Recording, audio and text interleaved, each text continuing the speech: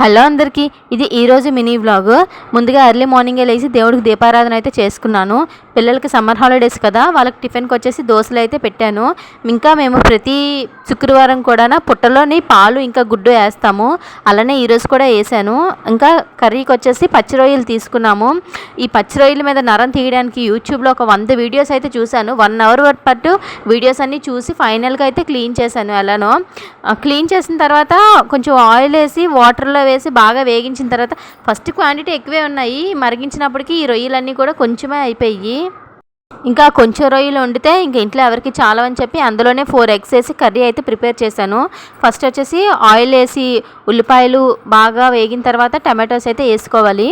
ఈ onions tomato కూడా ఈ రొయ్యల కూరకి ఎప్పుడు పేస్ట్ చేసి వేస్తాను నేను. ఈరోజు ఇంకోటి ఏంటంటే మా వీధిలో ఈరోజు పవర్ కట్, అందుకోసమని ఆనియన్స్ అండ్ టమాటో అలానే వేస్తాను. అవి వేగిన తర్వాత అల్లం వెల్లుల్లి పేస్ట్ అయితే వేసుకున్నాను. సరిపడినంత కారం ఉప్పు వేసుకొని ఈ రొయ్యలు వేసాను. చూసారు కదా రొయ్యలు ఎన్ని ఉన్నాయో. ఏంటో ప్రతిసారి కూడా నేను ప్రతి దగ్గర మోసపోతాను. ఇలానే అన్నీ కూడా క్వాంటిటీకి తగ్గట్టుగా వేసిన తర్వాత కొంచెం వాటర్ అయితే వేసుకోవాలి. ఆల్రెడీ టమాటో అది వేగిపోయి ఉంటుంది కదా, కొంచెం వాటర్ వేసుకొని దగ్గరికి మగ్గిన తర్వాత దించేసుకోవాలి.